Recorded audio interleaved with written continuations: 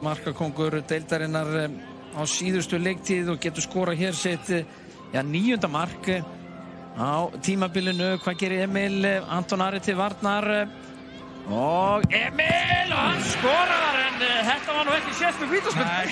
Já, en inn fór hann. Góð vítaspyrna. Hann mun að líka verði þetta.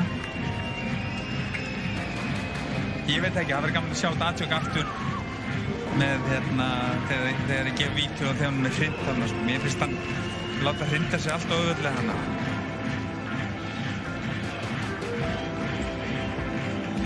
Anton Ari nær ekki að verja þetta.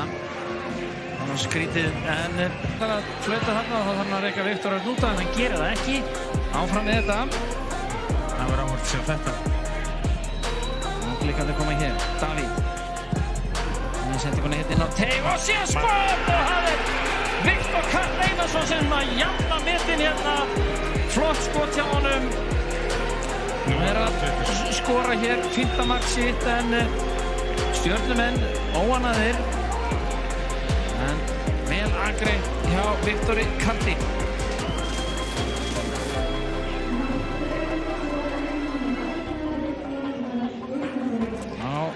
Sjáum svo betur eftir þegar Örvar slapp í gegn. Flott sendingarna hjá Davíð og hann bara...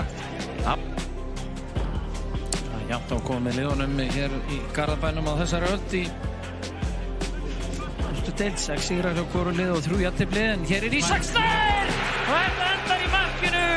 Ísak Snær að skora hér 3. mark sitt. Þetta afgreidda vel. Mjög flott hjá hann, hann er ekki sést þetta leikinn, mjög vel afgreitt. Flottu kross hjá Davíð, flott sókn bleik.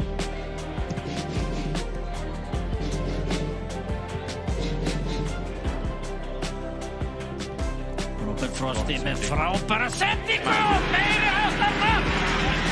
Það er varamaðurinn Haukur Örn Brink sem að skora hér 5. mark sitt á leiktíðinni. Þetta var vel gert. Glæsileg sending og mjög vel afgreitt hjá Níkoninn á flott svar hjá Stjörnunni.